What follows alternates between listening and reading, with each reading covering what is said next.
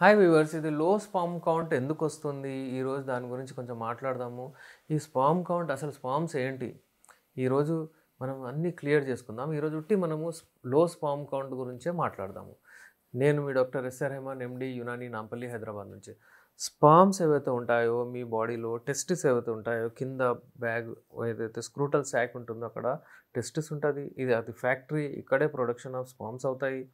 ఈ స్పామ్స్ ఏంటంటే స్విమ్ అవుతూ మీకు అక్కడి నుంచి వ్యాస్ డిఫరెన్స్ అని ఉంటుంది. అక్కడి నుంచి వాళ్ళు సెమినల్ వెజైకల్లో వెళ్తాయి.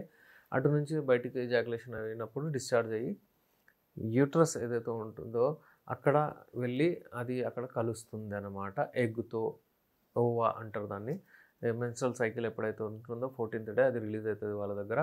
అది పోయి అక్కడ ఎప్పుడైతే కలుస్తుందో the fastest and the brightest మంచి యాక్టివ్ స్పామ్ పోయి కలుస్తుంది.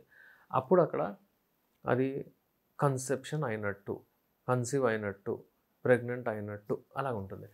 అయితే ఇప్పుడు ఇందులో ప్రాబ్లం ఏమవుతుందంటే మీ లైఫ్ స్టైల్ వలన మీకు ఈ ప్రాబ్లమ్స్ వస్తాయి. జెనెటిక్ అయితే ఉంటుంది చాలామందికి, అది వేరే విషయాలు. కానీ నార్మల్ ఎవరైతే మీ లైఫ్ స్టైల్ వలన ఇది చెడు చేసుకుంటున్నారో వాళ్లకు నేను చెప్తున్నాను, మీ బాల్స్ ఏమైనా ఉంటాయో దేవుడు ఎలా సృష్టించానంటే ఇవి ఎక్సెసివ్ హీట్ కూడా టాలరేట్ చేయవు, ఎక్సెసివ్ కోల్డ్ కూడా టాలరేట్ చేయవు. ఒకవేళ ఎక్సెసివ్ హీట్ అయిపోయింది అనుకోండి అంటే వాళ్ళు కింద వెళ్ళిపోతాయి. అలాగే ఒకవేళ చాలా కోల్డ్ ఉందనుకోండి పైకి వచ్చేస్తాయి. ఈ బాల్స్లో ప్రొడక్షన్ ఆఫ్ స్పామ్స్ అవుతాయి. స్పామ్స్ చాలా ఇంపార్టెంట్. స్పామ్స్కి ఏది లోపం ఉండకుండా, దాని ఇంజురీ కాకుండా చూసుకోవడం అది అక్కడ రెస్పాన్సిబిలిటీ అనమాట. ఈ టెస్టిస్ రెస్పాన్సిబిలిటీ. అలాగే ఏంటంటే ఒకవేళ మీకు అక్కడ యూజువల్లీ మీ లైఫ్ స్టైల్, ఇప్పుడు నేను చెప్పిపోయేది సాఫ్ట్వేర్ ఎంప్లాయీస్, ఐటీ ఎంప్లాయీస్, వీళ్ళు ఏం చేస్తారంటే ల్యాప్టాప్ తీసి ఇటు పెట్టుకోవడం. ముందే అంత రేడియేషన్స్తో వాళ్ళు ఉంటారు, ఏదో కంప్యూటర్లు పని చేస్తుంటారు. దానివలన వాళ్ళకి ఇబ్బందులు వస్తూనే ఉంటాయి. ల్యాప్టాప్ తీసుకొని ల్యాప్ మీద పెట్టుకుంటారు, దానివలన హీట్ జనరేట్ అవుతుంది. అండర్ గార్మెంట్స్, దానిపైన జీన్స్, మళ్ళీ దానిపైన ఈ ల్యాప్టాప్ పెట్టి అక్కడ హీట్ చాలా జనరేట్ అవుతుంది. ఆ ప్రొడక్షన్ అయిన స్పామ్స్ అన్ని క్వాలిటీ కూడా ఖరాబ్ అవుతుంది, క్వాంటిటీ కూడా తగ్గుతుంది. క్వాంటిటీ తగ్గడం అంటే ఒలిగోస్పర్మియా అంటారు. లో స్పామ్ కౌంట్ అంటే ఒలిగోస్పర్మియా. దాని గురించి ఈరోజు మనం మాట్లాడుతున్నాము. వేరేది ఎజోస్పర్మియా కానివ్వండి, టెరాటోజోస్పర్మియా కానివ్వండి, అవన్నీ వేరే విషయాలు తర్వాత మాట్లాడదాం. ఈ లో స్పామ్ కౌంట్ అయిన తర్వాత ఇప్పుడు ఏమేమి ఇబ్బందులు అవుతాయో చూడండి. ఎందుకంటే స్పామ్ కౌంట్ ఎప్పుడైతే తగ్గుతుంది మీకు ఛాన్సెస్ ఆఫ్ ప్రెగ్నెన్సీ తగ్గిపోతాయి. ఆ ఛాన్సెస్ ఆఫ్ కన్సెప్షన్ తగ్గిపోద్ది. ఎందుకంటే మీ స్పామ్స్ తక్కువైపోతాయి. అలాగే దాని క్వాలిటీ కూడా తగ్గుతుంది. క్వాలిటీ అంటే ఏంటి? యూజువల్లీ మేము ఒక చిన్న సెమెనాలిసిస్ చేస్తాము. ఎవరైనా వచ్చి జంట వచ్చి మాకు అసలు ప్రెగ్నెన్సీ రావట్లేదంటే ఇవాళ రేపు ముందు లేడీస్కే చేస్తుండే, ఇవాళ రేపు ఏంటంటే జెంట్స్కి ఒక టెస్ట్ చేపిస్తున్నాం, సెమెనాలిసిస్. అది చేయించుకుంటే మనకు తెలిసిపోద్ది వాళ్ళకి స్పామ్స్ కౌంట్ తక్కువ ఉందా. ఒకవేళ తక్కువ వచ్చిందనుకోండి అది ఒలిగోస్పర్మియా.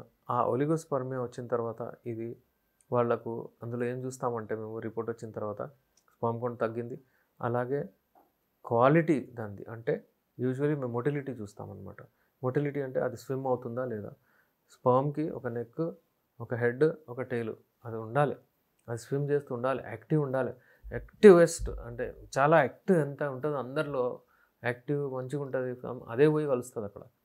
అయితే అలాంటప్పుడు ఈ స్పామ్ మొటిలిటీ ఎక్కువ ఉండాలి. అంటే మొటిలిటీ అంటే నార్మల్లీ 3 వస్తాయి. యూజువల్లీ ఇలా గుర్తుపెట్టుకోండి మీరు. నాన్ మోటైల్ ఏవైతే ఉంటాయో అంటే మూవ్మెంట్ లేదు, అంటే అలిసిపోయిన స్పామ్స్ ఏవైతే ఉంటాయో అవి తక్కువ ఉండాలి. ఇంకా మొటిలిటీ ఎక్కువ ఉన్న అవి యాక్టివ్ ఉన్నవి ఎక్కువ ఉండాలి. ఒకవేళ మీకు తక్కువ ఉంటే మేము ఎక్కువ చేసే మెడిసిన్స్ కూడా ఇస్తాము, దాంతో సరిగా అయిపోతాయి ఇవి. ఒకవేళ మీకు యాక్టివ్లీ మోటైల్ ఏవైతే ఉన్నాయో అవి తక్కువ ఉంటే మనం ఇవి కూడా ఇవ్వచ్చు. మెడిసిన్స్తో మంచి రెస్పాన్స్ వస్తుంది. ఈ యునాని మందులతో 3 to 4 monthsలో మీ కన్సెప్షన్ వచ్చేస్తుంది. అలాగే చాలామందికి ఏంటంటే యూజువల్లీ ఒబేస్ అంటే వాళ్ళ బాడీ ఓవర్ వెయిట్ వలన కూడా ఆ టెస్టిస్ మీద భారం పడి అంత ప్రొడక్షన్ కాదు, ఈస్ట్రోజన్ లెవెల్ ఎక్కువైపోతుంది, టెస్టోస్టెరాన్ తగ్గుతుంది. టెస్టోస్టెరాన్ చాలా ఇంపార్టెంట్ స్పామ్ ప్రొడక్షన్లో. అలాగే మల్టీవిటమిన్స్లో విటమిన్ B12 డెఫిషియన్సీ ఉన్నా కానీ ప్రొడక్షన్ ఆఫ్ స్పామ్స్ అవ్వదు. అలాగే టెస్టోస్టెరాన్ లెవెల్స్ తగ్గినా కానీ స్పామ్ ప్రొడక్షన్ అవ్వదు, స్పామ్స్ తగ్గిపోతాయి. చూడగానే మీరు చెప్పగలుగుతారా ఎవరికైనా ఈయనకు స్పామ్స్ తగ్గుతాయని? అలా ఉండదు. చాలా వీక్ ఉన్న వాళ్ళకు కూడా ఇది తగ్గుతుంది, చాలా యాక్టివ్ ఉన్న వాళ్ళకు కూడా అప్పుడప్పుడు జెనెటిక్ ప్రాబ్లం ఉంటుంది, వాళ్ళకు కూడా తగ్గుతుంది. అయితే ఎవరికైనా లో స్పామ్ కౌంట్ ఉన్న వాళ్ళు మాతో స్క్రీన్ పైన నంబర్ ఉంది, మాతో కాంటాక్ట్ అవ్వచ్చు. మీ స్పర్మ్ కౌంట్‌ని మీరు పెంచుకోవచ్చు. ఎందుకంటే అప్పుడప్పుడు వెరికోసిల్ అనే ఒక ప్రాబ్లమ్ వస్తది.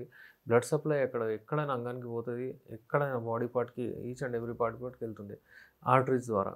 అక్కడ పోయిన తర్వాత డీఆక్సిజనేటెడ్ బ్లడ్ చెడు రక్తం అనేది తీసుకొని ఆర్టరీస్ వెయిన్స్ తీసుకొని వస్తాయి. అక్కడ అవి స్వెల్ అయిపోతాయి. అక్కడే రక్తం ఆగుతుంది.